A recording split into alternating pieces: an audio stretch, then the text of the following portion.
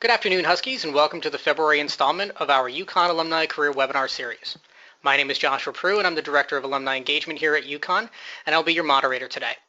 On behalf of the UConn Foundation, we are excited for today's discussion. Today's presentation will be featuring two Dallas, Texas-based Huskies who are working for the well-known consulting and coaching firm Hecht. Morgan O'Brien, VP for Business Development, and Yvonne Golnik, VP and Master Coach, who some of you may remember from her highly attended webinar two Januaries ago, will help us maximize our time and efforts once we have landed that new role. Before we begin, a few areas of note to help you manage your webinar participation today. The first is that there will be an opportunity to ask questions by typing them into the question box on your control panel. Feel free to type them in as you think of them, and we will address as many as we can throughout and at the end of the presentation. Second, a survey will be sent to you as a follow-up. We would appreciate it if you would be able to fill out the survey so that we can continue to bring you the types of webinars that you are looking for to enhance your careers. Third, this webinar is being recorded, so please visit our YouTube page at youtube.com/UConn Alumni sometime later this week to review this as well as previously conducted presentations. And lastly, be sure to check out our events calendar for upcoming webinars and events in your area at uconnalumni.com/events. Without further ado, I'd like to introduce our presenters today. Yvonne Golnik, class of '84 with a Bachelor of Arts in Psychology from the College of Liberal Arts and Sciences, is an executive coach with extensive experience helping individuals manage through career transitions. She has over 20 years experience in coaching leaders who have been identified as the top performers, partnering with them to strengthen their overall leadership skills. In addition to her current role at Hecht, she's also spent 15 years as Bombardier Aerospace in human resources and operations. Morgan O'Brien, a fellow Husky graduate from 1989 from the business school with a degree in finance. Morgan has more than 20 years experience consulting with Fortune 500 customers and managing the delivery of human resource related services. Morgan joined Hecht in January of 2010, and throughout his career, Morgan has partnered with leaders and business professionals in human resources, organizational development, and training and development to design, implement, and manage strategic people initiatives. Morgan has worked extensively in financial services, telecommunications, insurance, high technology, consulting, transportation, energy, retail, consumer goods, education, aerospace, and defense, among other industry sectors. Morgan has additionally attended the Advanced Management Skills Program from Fairfield University and has been a guest speaker on the topic of career services at numerous professional association events, including the Association of Career Professionals International Chicago and Dallas chapters, and at the Worldwide ERC National Relocation Conference. Morgan is a past board member of the Organization Development Network of Greater New York and has been actively involved in the Human Resource Planning Society. Morgan is also certified in the Hogan Assessment, and in 2015, Morgan became Membership Committee Chair for the Dallas Advisory Board of the Texas Diversity Council. Before we get started today, Morgan and Yvonne have asked me to launch a poll. So what you will see pop up on your screen momentarily is a poll, basically getting you to, I apologize, I'm just trying to make this happen. You'll see this popping up on your screen right now, basically to help us assess where you are currently in your process today, so we have a better understanding of how to direct the conversation. Please click whatever selection makes the most sense for you, and we'll give it a couple seconds.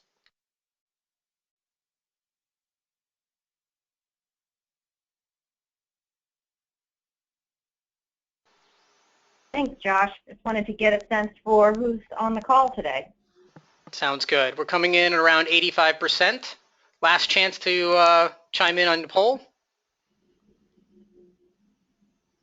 That was Yvonne, and this is Morgan. Hope you're all doing well today. All right, so coming in around 88% of the entire folks that are here today. We have 23% that are less than 12 months in their current role. 23% are within 1 to 3 years. 5% are 3 to 5 years.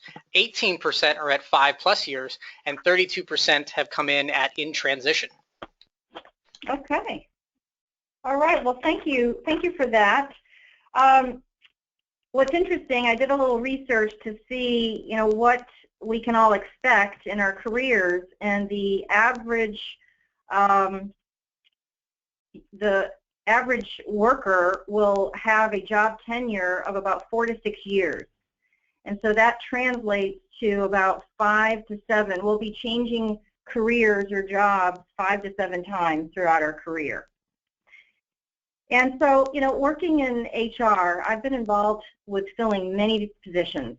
And, you spend a lot of time trying to find the perfect candidate, and you think you have the perfect candidate. They start, and then, some people just don't do well. And, that's why I think this topic is interesting, because I think too often there are some missteps that occur at the beginning, and people just can't recover from them. So today we want to share a plan to ensure that you don't make those missteps when you land in that next dream job. So what can lead to derailment? We've done a lot of research in this area, and I think these statistics are still relevant today, especially with what I've seen in the past. So a large percentage fail to build those partnerships with peers. You know, relationships, you'll see a theme here that establishing those strong relationships and trust is critical. 58% were unclear about their expectations. So they seem to be focusing on different priorities. What's very important to make sure you're aligned. 50% lacked the political savvy. You know, they didn't know how to navigate through those political waters. They maybe are too direct, and they just, you know, not becoming part of the team. 47% were unable to achieve objectives.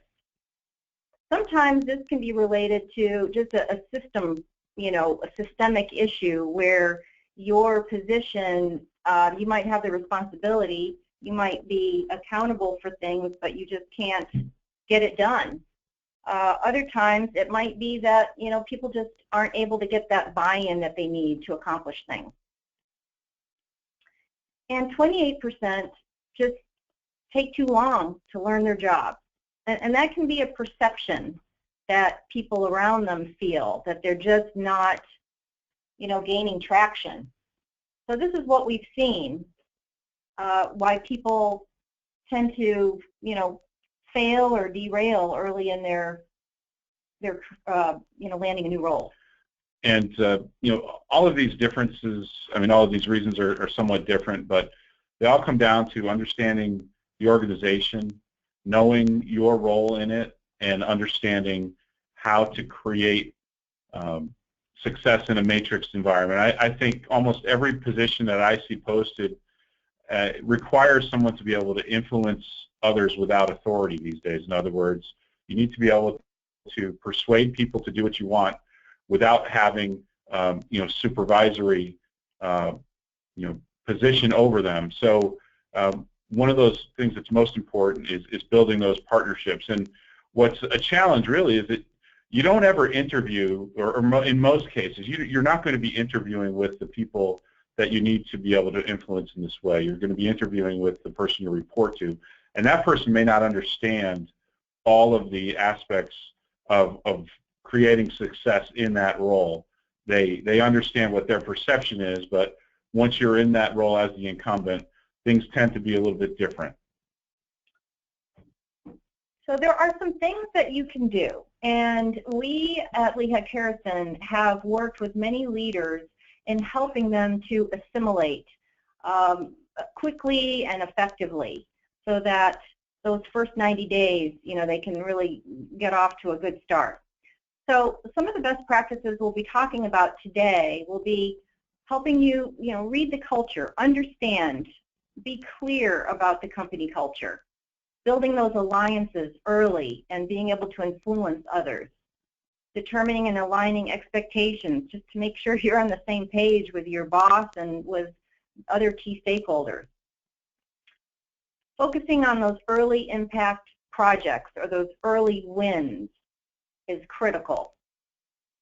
And then being able to, how can you continue to assess how are you doing?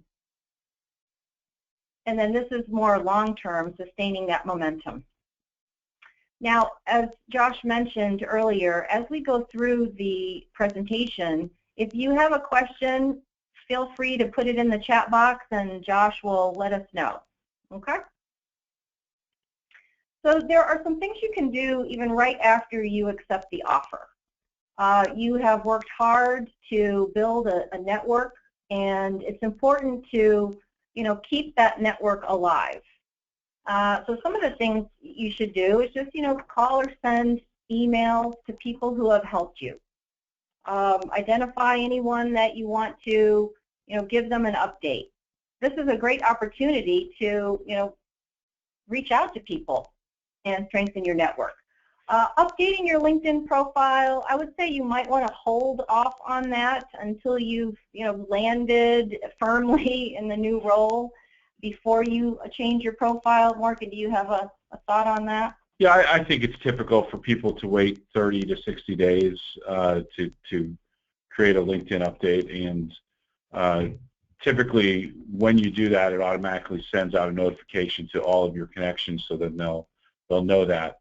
One reason I wouldn't want to do it right away is very important, is that I would continue to pursue other options even after you've been accepted an offer until you know that this is A, the job that you thought you were agreeing to do, and B, you've hit the ground there and you feel like you can succeed. I know several people personally who have landed in a job and after a couple of weeks quickly realized this is clearly not what I thought it was, clearly not what was sold to me by the person that hired me, and you may want to be sure that you don't snuff out any other opportunities that you're working on when you initially accept that role, and holding off on updating your LinkedIn profile is a good idea. Yeah, great. So before day one, we think it's important to have an entry strategy. Now, you want to understand what is being communicated around your role and your background. That's very important. So to the extent that you can get involved in your announcement, I would encourage you to try that. You also want to go in, prepared with questions and topics that you want to discuss with your new boss, and find out, some of the questions are just around who should you be connecting with, who are the important stakeholders. I've even heard some people who try to reach out to some of these stakeholders even before day one, just to meet kind of informally, so that when you show up day one, you're already coming in knowing some people. That's a great idea. Okay, so you want to understand too, how will you be introduced to the team?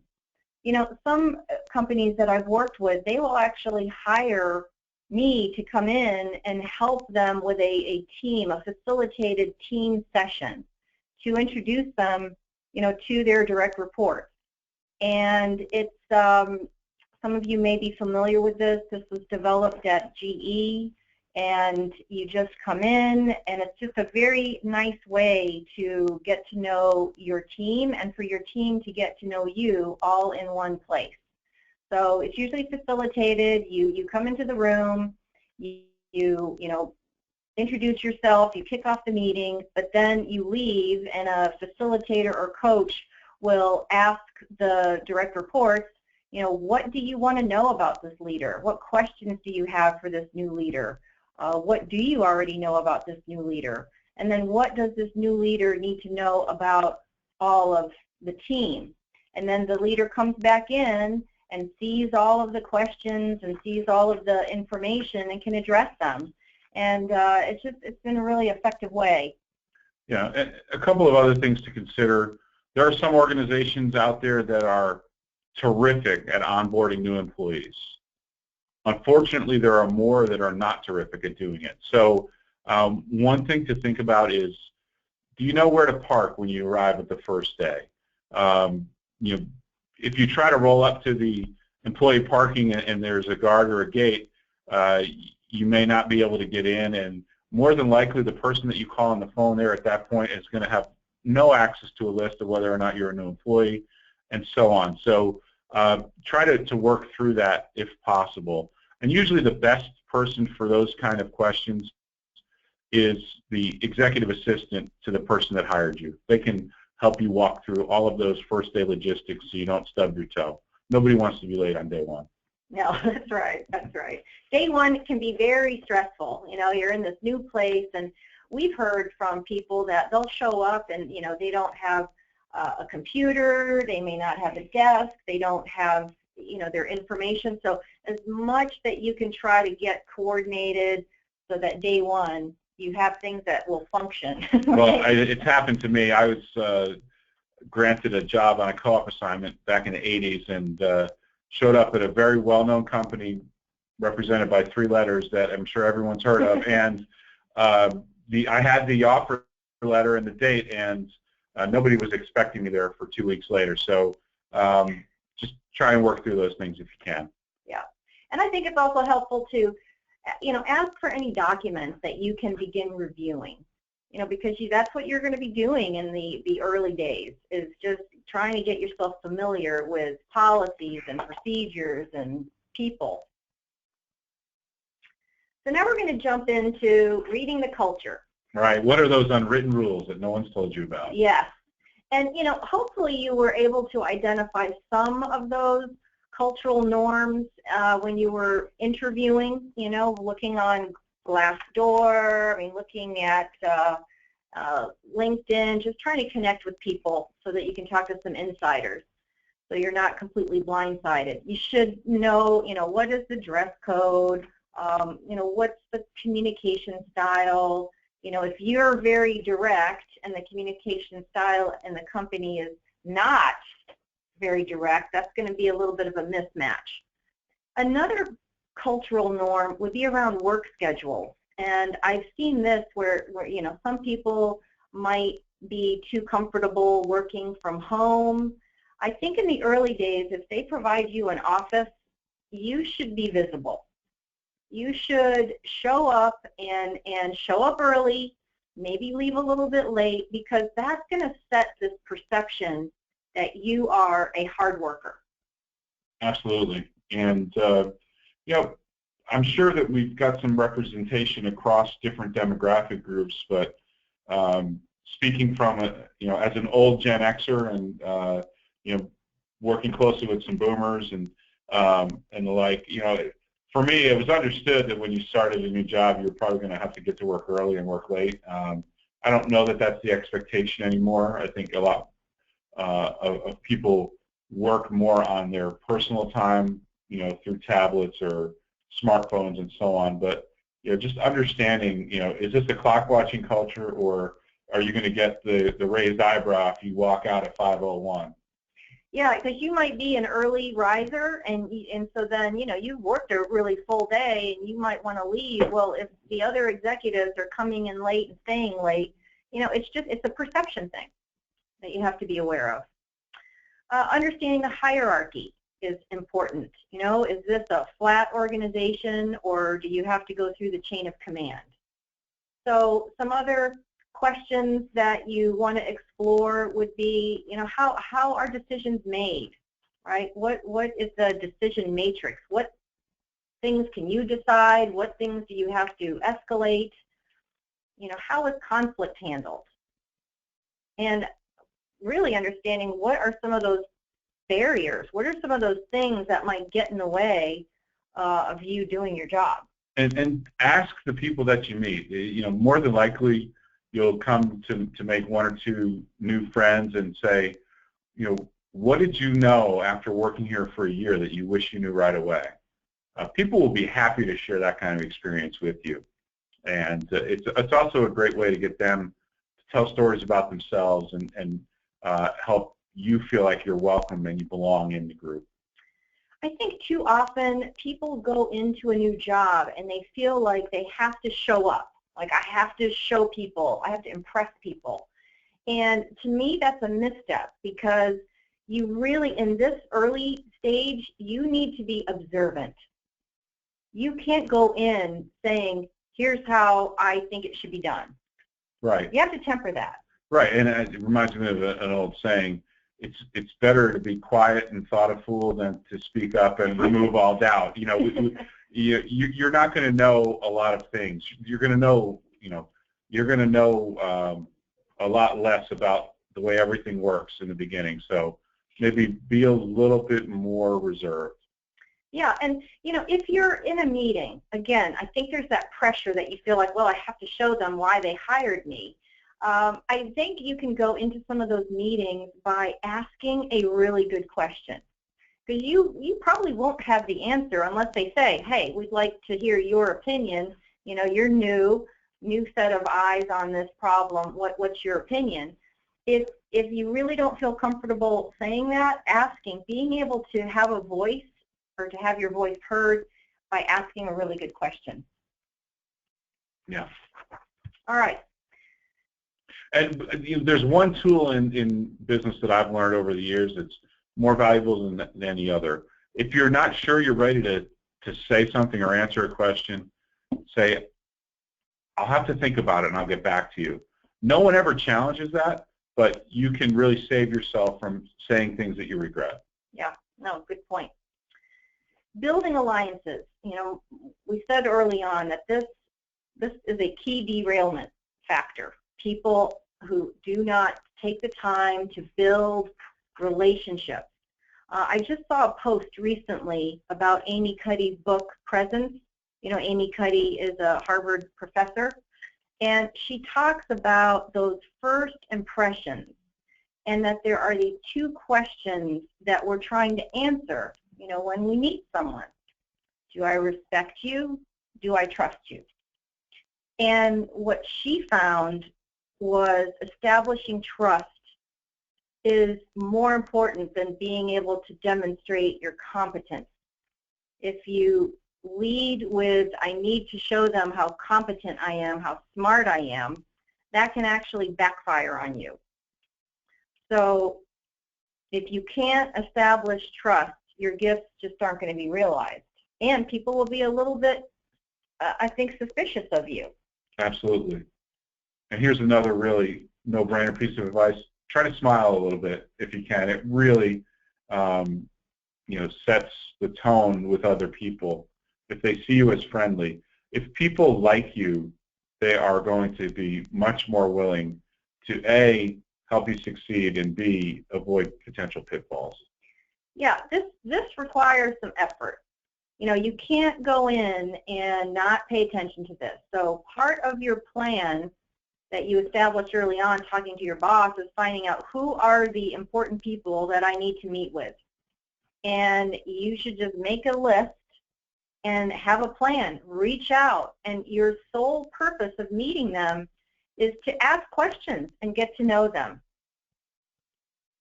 Right? People will be very impressed that you're being this thoughtful. And you know, the first 90 days of a job, especially if you're in a leadership role, you need to gather information and you need to understand the full playing field. And you also need to know, you know, who you can count as an ally and who maybe was against hiring you and maybe who is not as invested in your success as you are. Yeah, this building alliances piece, you just brought up a great point. So if you came into an organization and you, somebody else who now reports to you was, you know, trying to get that position, right, they could feel a little bit, well, they could have some negative feelings about not getting the job, and then you, the outsider, come in and get the job they wanted. Happens all the time. It does. It happens all the time. So, you know, that you can at least try to reach out to that person so that quickly you can become a trusted advocate or a trusted advisor with them, or they know that they can be a trusted advisor to you to help you be successful. So that relationship has to be handled with care.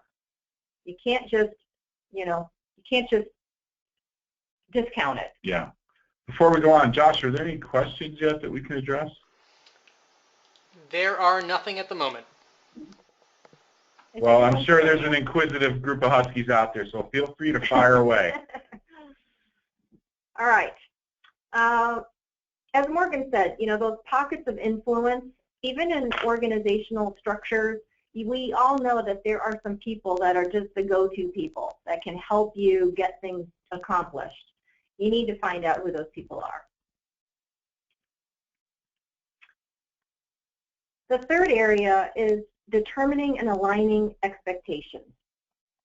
You have to make sure that you're focused on the right goals, that you know what you're responsible for, And I have seen this happen all the time, especially, organizations are in constant flux. New leaders coming in, restructuring, moving people around. And what I find is there are so many people that part of the issue is people don't know what your role is. And they could be assuming that you're supposed to be doing X and you're focused on Y. Mm-hmm.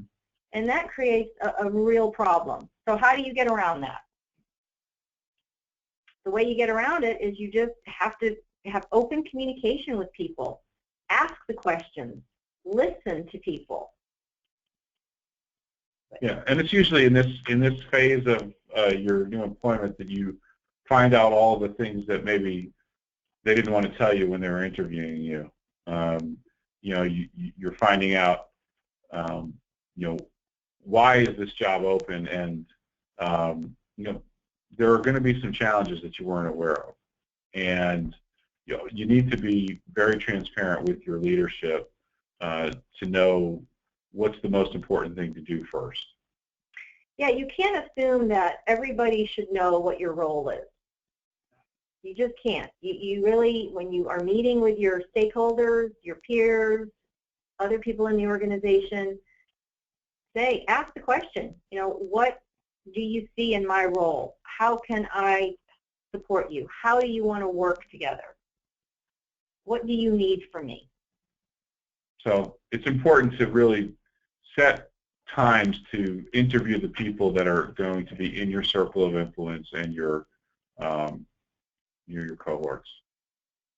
Yeah, we had a situation that I was aware of recently where someone was brought into an organization and they thought their role was to develop solutions, talent development solutions. And other people in the organization felt that that person's role was to drive sales. So those two different expectations, right, if those don't get discussed and worked out, to me that's a recipe for disaster. Sure, and you also need to understand that when you're interviewed, the hiring manager may have said they want someone who's going to drive change, but you may find out that maybe they don't really want change as far as what you're concerned that needs changing. So it's a very delicate time. It is. And so the key step in establishing an agreement is agreeing on what does success look like, getting people to articulate it so you know what are people going to be looking for and how is it going to be measured. So part of that is focusing on then those early impact projects. What are some of the, people call it that low-hanging fruit sometimes, what are the things that you can do in the short term? Now, this is a tricky place to be because I've seen this happen. When people join a company, all of a sudden everybody gloms onto that person and thinks they're going to be able to fix every single problem, right, that has ever existed. You open up the door when you ask the question.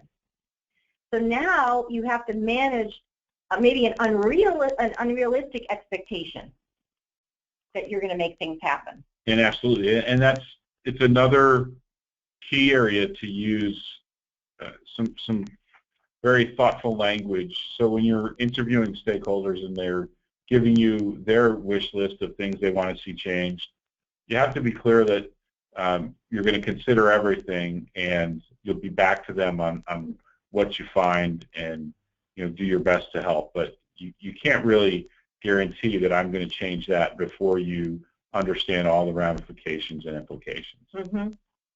And this is so important to get buy-in from your team.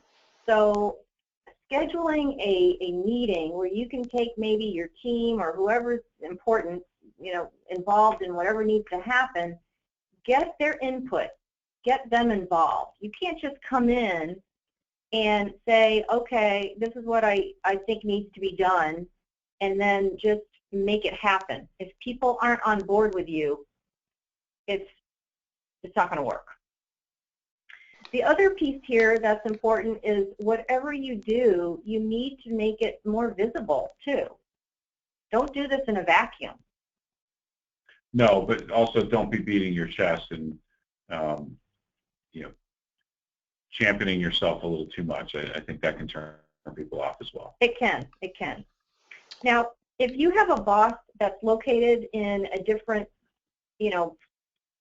city or state, and maybe the boss is very hands-off and says, just do what you need to do, I think you still need to at least send some updates. Make it a point so they know what you're working on. Absolutely. And doing it in writing is always a good idea so that you can go back to it. I would keep a little bit of a file on things like that where you've communicated. It might come in handy at performance review time. Yeah, it's just like I see some people who think, oh, I've got it, I can do it, they're trusting me to do it, and yes, they are, but you could get to a point where the boss is saying, I don't know what's going on, and then they might draw the wrong conclusion. Right, and as we like to say in sales, it takes a lot of attaboys to make up for one oops. That's true. And then as you go along here, you really should, most people put a 90-day plan together. And so you need to review your plan, okay? How are you doing against your plan? What wins have you had? What success have you had with building relationships? I mean, here would be a good time if there's a relationship or a couple relationships that are a little tricky, you need to focus on that, especially if those relationships are important to your boss or to getting your objectives accomplished. Sometimes people bring in a third party to maybe do a pulse with the team just to see how people are feeling about the new leader. And it's good to always stay on top of the financial targets. You need to keep that fine balance between longer term, strategic issues, plans, and then getting things done in the short term. I think one of the things that's important here is to not be afraid to ask for help. And if you approach someone in a thoughtful manner and say, this is something I was expecting I would have been able to accomplish by now, but I haven't been able to yet, can you share any insight with me on what I'm missing? And that might be a great way to open a dialogue with your boss about it.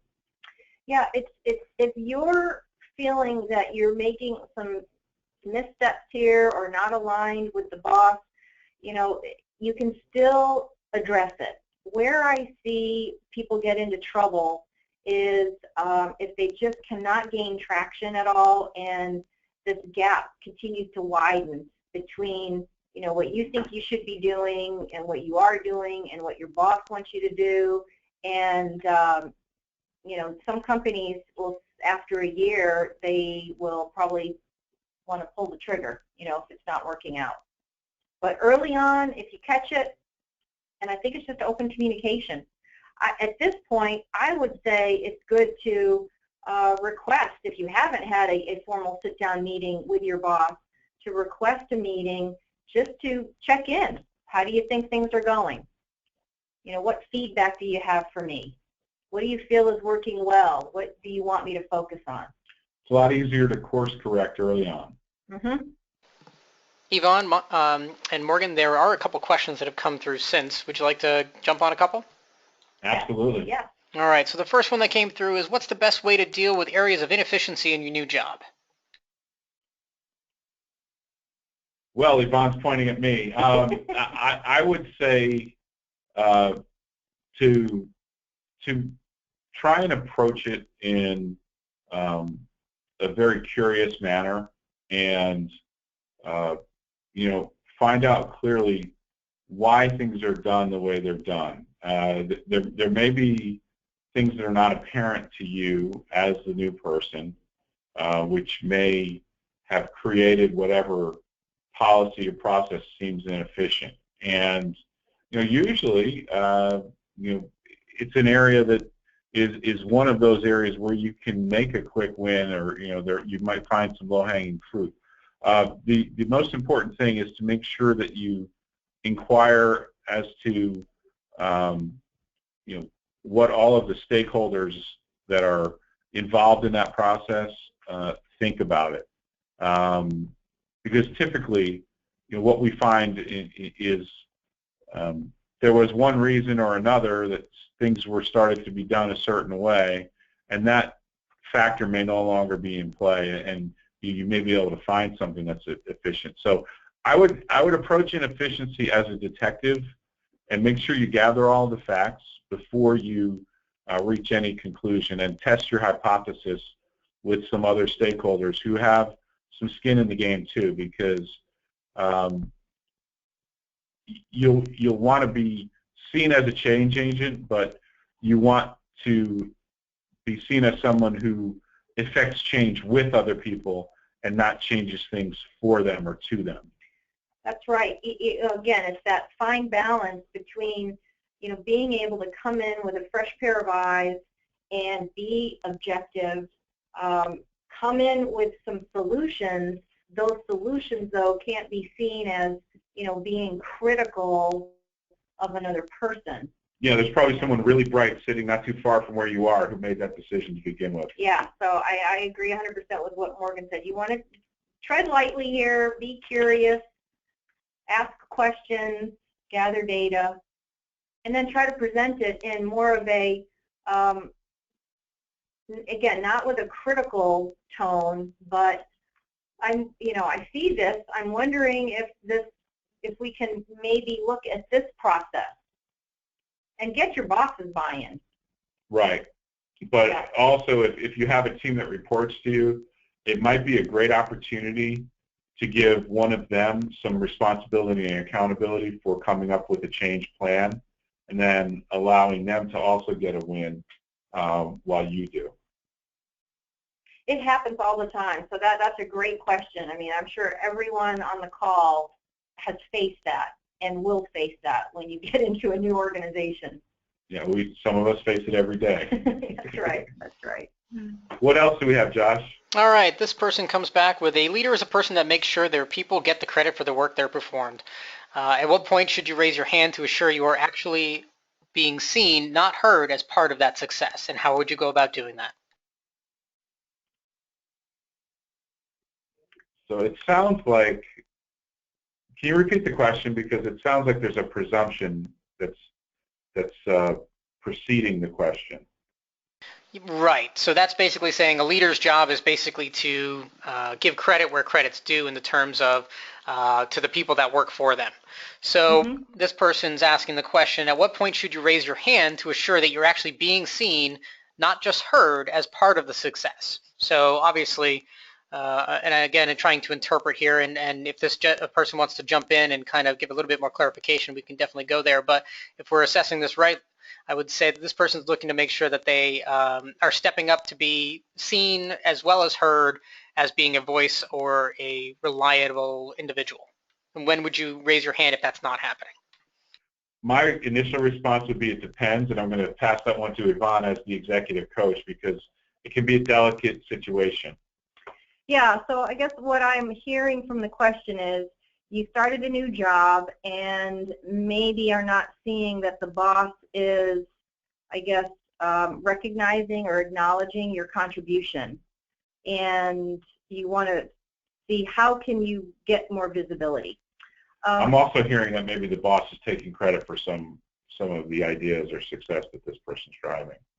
Yeah, and this one it's a delicate one. I think if you've done a good job and you are getting to know other key stakeholders in the organization, maybe it's even as simple as sending an email, right, and to the boss, and maybe copying some other key stakeholders, that you've done something, but without too maybe as simple as that, but that may be a bad idea. Yeah. As well. It depends. It does. It really does depend. But I mean, if you're giving credit and you're not just tooting your own horn and you're just trying to communicate that this project was launched, I think that could be maybe a little bit of a gentler, indirect way to get some visibility. But I guess if someone came to me with that question, I'd want to probe a little bit more around what's going on in the organization, who are the players, what are some potential downsides, you know, just talk through it and see what can be the best approach in that situation. All right, moving on to the next question, or do you want to jump back into the presentation? How much time do you want to allot here? Well, let's go with one more question for right now. All right, we'll go for one more. If the position is an internal promotion with other colleagues who are applicants, what does one need to say in the first 90 days to handle the disappointment of the colleagues who did not get the position? Yeah, well, I always, with these types of questions, I like to kind of turn the roles around. Like, how would you like to be handled if you were in their shoes? You know, what would feel appropriate? What would feel good to you? And so if I'm answering the question for myself, if I, you know, was trying for a position and I didn't get it and my peer was promoted, you know, again, a lot of it depends on how do I feel about this peer. But if I wanted to keep my job and I liked my job and I liked my peer, I probably would want them to come to me and just say, you know, something like, you know, hey, I realize that, you know, you wanted this position and, you know, are disappointed. I am going to, you know, I value you, and, you know, I want to make sure that we can work well together and, you know, just kind of reset what the relationship's going to look like. What do you think? It's a very delicate situation, and you know, it's not unusual at the very highest levels of an organization when, for example, a CEO retires and there are 3 top senior executives that are vying for that position. What typically happens is the 2 that don't get the job usually leave the company, and you know, that's been the way for a long, long time. You know, at lower levels, we all just need to learn how to work together, and I think it's using a bit of a coaching, you know, kind of approach by just asking questions. What do you need from me? You know, I value you. Also, you might just want to say to the other person, I'm happy for you, congratulations.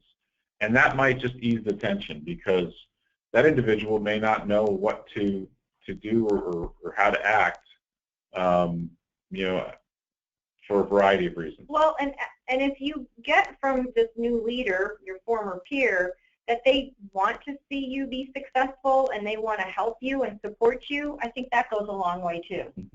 Absolutely. All right. So moving along here, sustaining momentum. Again, what I see in organizations sometimes is once people get over that initial hurdle, the 90 days or the first 6 months, people start to feel more comfortable in their role.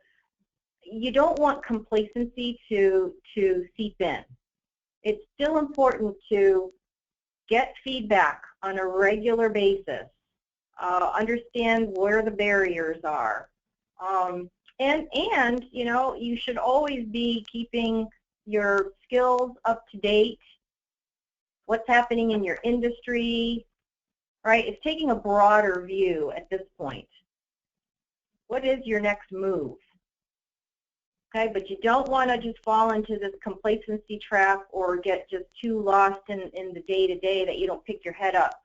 And, you know, one of the things that's most critical is to maintain and continue to develop your network.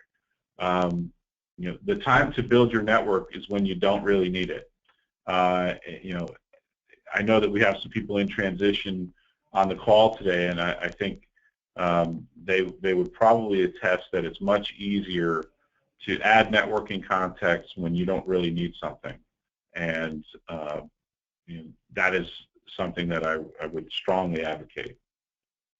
In fact, if everyone wants to connect with me on LinkedIn, please feel free to do so. And me too. You know, change is a constant. It's you never know. Morgan and I, we see so much change going on in the companies that we work with. It is constant. When I am coaching an executive in a 6-month period, they may have 2 bosses, just because the rate of change is that, the pace of change is that fast. So what are some tips for your first day? This is some simple tips, but I think it's just good to, plenty of rest. You do not want to celebrate the night before. Celebrate a little bit. Test drive the route. And again, what goes with that is, where do you park? How do you get into the building? Make sure you have some food in your stomach so that you're not sitting in that meeting and at 9 o'clock your stomach is growling. Do your homework.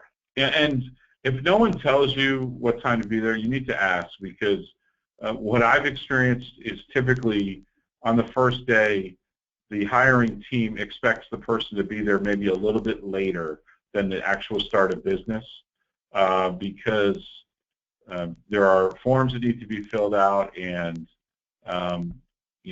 if you get right there at the tick of the business day start, you might just be sitting around doing nothing. So just make sure that you're aware of what time you're expected and who you're going to meet with first. Absolutely. Pay attention to the dress code, like we said. You want to take notes. You want to be that sponge. You want to absorb. This is not the day to start telling people, what you think. And number 7, it to me stands out, right? Don't be yourself yet. So what does that mean? I think what that means is you don't want to get too comfortable or too familiar with people too quickly. This is when you're still trying to, show off kind of your best version of yourself. If you don't know something, ask. That's okay. Some people are just so against asking questions. I guess they see it almost as a sign of weakness, but you're not expected to know. So ask. Do a lot of listening, a lot of observing. And you just want to make sure that you do get on the same page. Now, it's critical to get to know your boss, too. And so you want to spend time with your boss. Schedule that one-on-one meeting. You want to get to know what their priorities are. What resources do you have? Okay? You really need to understand what is the style of your boss. Do they like you to text them? Do they like phone calls? Do they like emails? Ask the question. How do you want to be updated? How do you want us to communicate? Stay positive. It is so easy to get discouraged, I think, when you start a new job, because you feel like you don't know. Sometimes you don't even know where the bathroom is. You're so unsettled that it can just, you go home, and I know a lot of people, after they start in a new job, will say, what have I done? I've made the biggest mistake of my life, right? But it's just that initial period that you don't know a lot, and you don't know people, and it's just be patient. There might even be some people on this call who've had that experience. Yeah, I know I've had that experience. And I think one thing that's really important as well is if you get in a situation where people want to be brutally honest with you and start telling you everything that's wrong with your new employer, try to listen politely, but don't get sucked into being negative. Absolutely. And you have to be so careful about saying negative things about your coworkers or other employees. You can't go in making critical judgments of people. Just if Yvonne says that Morgan doesn't know what he's doing, don't assume that Yvonne's right. Always. She typically is, but I'm just saying as an example, make sure you continue to gather information and make your own decisions about things like that. So I'm sure there are a couple more tips, but these were some that stood out for us. And then we've given you some references, some other books that you can look at if you're in a position to start a new starting in a new role and you want to get some additional information. And of course, Morgan and I are here. If anyone, you have our contact information, and we're on LinkedIn. So if there's ever anything that you need or want, do not hesitate to reach out. We'd be delighted to help. Are there any other questions, Josh? There are quite a few, actually. All right, let's hear it. So this one is, I've had to leave a job that I enjoyed due to bullying from my colleagues. Do you have any advice on how to handle it without having to leave that job? Without all of the detail, I'm assuming that with the bullying, you've gone to the right authorities on that. When it comes right down to it, it's a decision you have to make for yourself, and it sounds like the decision was already made. But yeah, I would bring it to the attention of human resources and make sure you follow the process for raising an issue properly. That's a tough one. That really is a tough one. All right. Moving on to the next one. How does a new executive hire, how does a new executive hire handle internal politics when it is clear after a few months that one selection for the role was not unanimous and certain colleagues are actively undermining your ability to successfully integrate while one's direct boss has no interest to intercede?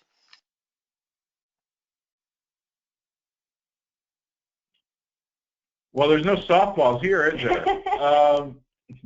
I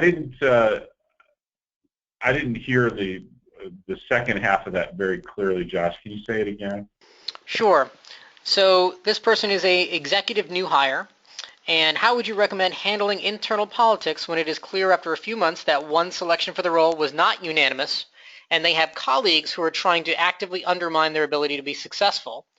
And then the second piece is their boss clearly does not want to intercede. Okay.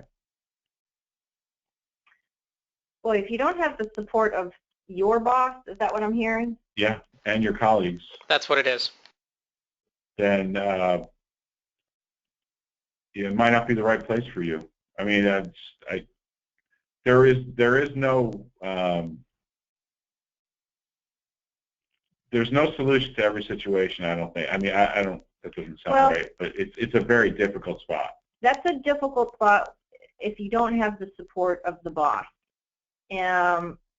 Now, I guess one thing that could be tried, I've seen this work in some situations, is go directly to, the person and try to have some truth talk. Because sometimes what I have seen in organizations is that people will assume one thing, and when they directly confront it, again, it has to be in a respectful way, but when they confront it and have a dialogue about it, they are able to get past it. There were just some misunderstandings sometimes that start to fester. Mm-hmm.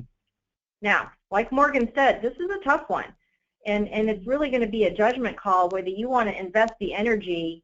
It's sort of like a risk-reward type of thing. Is it worth, you putting in that effort, and what are you going to get out of that conversation? Do you have more to gain or more to lose? And, what happens next if it doesn't go well? So I think it's important to have some contingency plans as well. But if it's a large organization, it might be time to be networking and looking for other internal opportunities if you want to stay with the company. And if the individual who gave that question wants to reach out to me so we can probe a little deeper into what's going on, I would be happy to do that. Thanks, Yvonne. That's great. Thank you guys for that. Next question comes in. How does one rebuild relationships after making mistakes that might have let managers down? Well, reputation is something that's critical, and I think, I mentioned earlier in an offhand way, it takes quite a few attaboys to make up for one oops. I think that the way to rebuild a reputation is one day at a time and one event at a time. And you know, I would, as I begin to try and rebuild my track record, be open at some point when you have either a performance review discussion or you know, a less formal discussion with one of the stakeholders and just say, I know that I made a mistake, and I understand that, and I'm trying to be the best employee I can be. And typically, people want to forgive you, and they want to see the best in everyone around them. So the answer is through sustained and continued focus on making the right decision each day. Yeah, and again, I don't know the particulars about the situation, but I mean, everybody makes missteps. Everybody makes mistakes in their career. It's how you recover from that. And, you know, so there's either like a big, I call it the big fail with capital letters, or a small fail. And I saw this posted on LinkedIn. I thought it was a good reminder that fail actually means first attempt in learning. We all will fail, and but it's what we learn from that. Okay, next question. I've been self-employed for 20 years, and for a job for personal lifestyle or lifestyle change reasons, they already have several interested potential employers. They occasionally, I apologize, I have no idea what this means. So let's see, how should they address, I apologize, I can't actually make out that question. So if I can, David, can you please rephrase your question? There's too much information in there. I can't get an accurate piece out of that. Next question, let's see. I apologize. What if you were able to build relationships with everyone except one key person that wanted the position that you took? Well, I think the odds are in your favor. You know, sometimes if someone's not willing to build a relationship with you when everyone else is willing to, you know, they're really kind of standing out, and not in a good way. Yeah, and don't automatically assume that, you know, in everyone else's eyes that you're the person who's having a hard time in that situation. I think it'll be obvious if everyone else is accepted and giving you that stamp of approval, they're making themselves an outlier, and everyone else sees it too. You know, in the workplace, a lot of people want to avoid conflict. They think conflict is a bad thing, when really conflict is just two people. You know, conflict comes up when you have two different points of view. And what I find that is behind some of these relationships that go south is just a different style, different thinking style, different communication style, and sometimes being able to confront that in a respectful manner and try to hit a reset button. I will always, that's just my feeling, that I'll always try, you know, to make a move. But it is a two-way street. Absolutely. I see we're at the top of the hour here. We are, and it looks like everybody that is going to ask a question has done so. Again, anybody needs to follow up on additional questions. Yvonne and Morgan both have indicated to reach out to them, and I believe that we have, if you don't have their information, please feel free to send me an email, and I'll be glad to connect you all. Yvonne, can you jump onto the last slide for me really quick? Yes. There we go.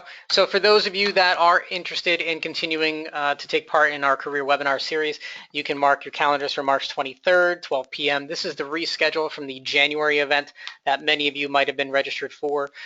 We will be talking about how to make sound decisions and respond rather than react, being more proactive than reactive.